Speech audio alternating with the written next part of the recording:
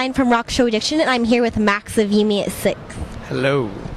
So first off, a lot of the fans who wrote to us were wondering what's going on with the U.S. release of your new album, and if it's ever going to come out here. Yeah, it's going to come out. Our label want us to wait for a little bit so they can start preparing it, like getting the CD ready.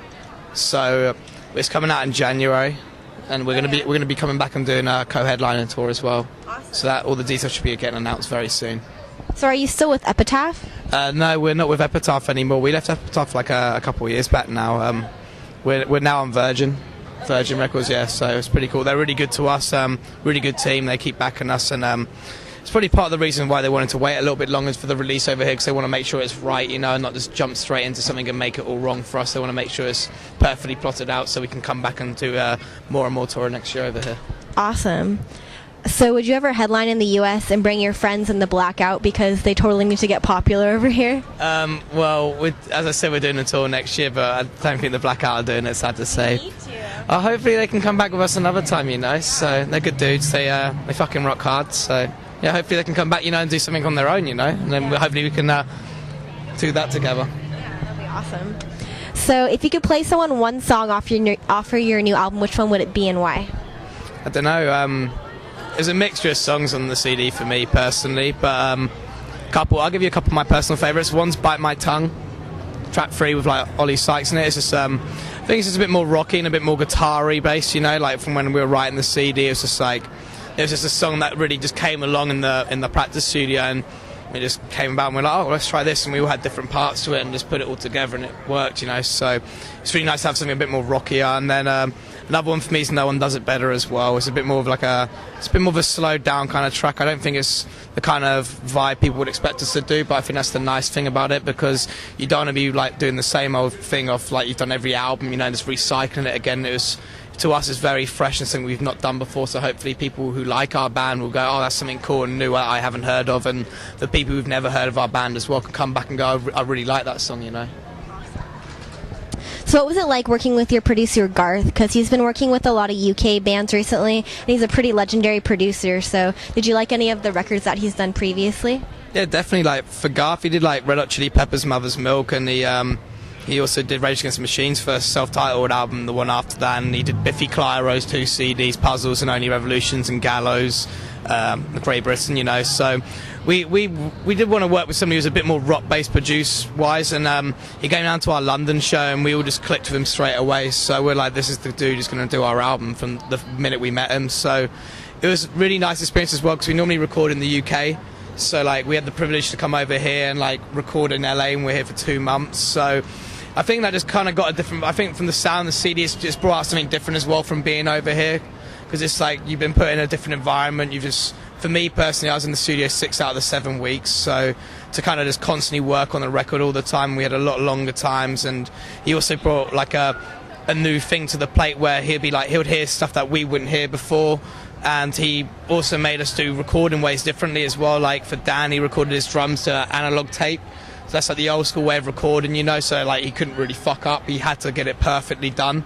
And then for me, it was just like, and Chris, it was like we had the chance to play around with all these different cabs and guitar heads and use them all at once and do all these crazy things with pedals. So it was really refreshing for us, because it was like, for the last 2 CDs we have worked with the same people, so to come on a new CD with a new producer, it was definitely bringing something fresh to the table and giving us new ideas as well. So whose idea was it to use the kind of swing rhythm in The Dilemma, and what influenced that song as a whole? Because it's kind of different than all the other songs on the record.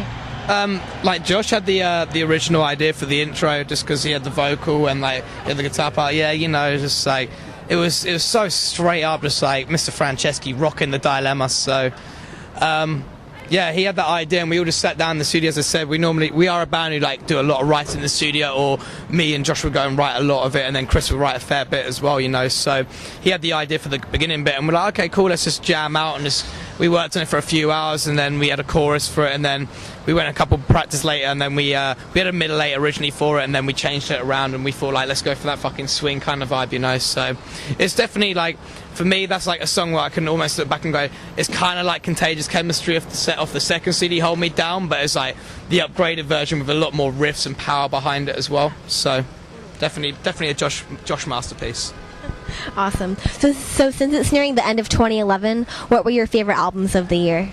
I've got many favourite albums this year. There's obviously Foo Fighters, Waste and Light, there's Manchester Orchestra, Simple Math, Thrice, Major Minor, City in Colour, Little Hell. There's so many CDs I can list off this year that has been so good. I think it's just been a really good year for music, you know, especially in the rock world. Yeah, it's been awesome. So what has been the highlight of Yumi at Six's career this year?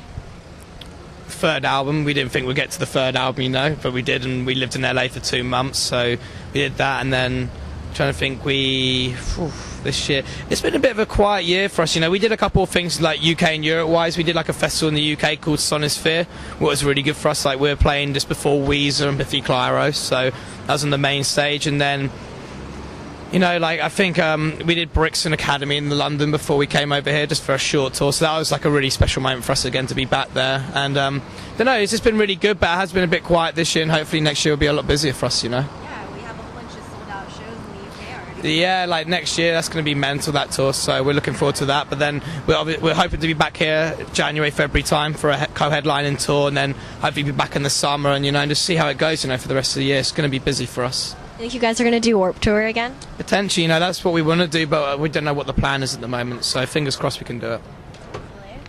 So what's the funniest thing that's happened to you guys on stage this year? Halloween, we all dressed up as glam rock. Like fake with the fake willies that we made, and the gold spandex and the band 80s tops, you know. We had a good night, and we actually we just went for that look as well. We didn't want to just be like, oh, let's do our normal rock moves. We were like, let's really go cheesy and do the 80s glam rock moves. So that's probably been the highlight of like the Yumi at 6 shows of the year for me, personally. So lastly, tell everyone why they have to check out Yumi at 6 and your new record.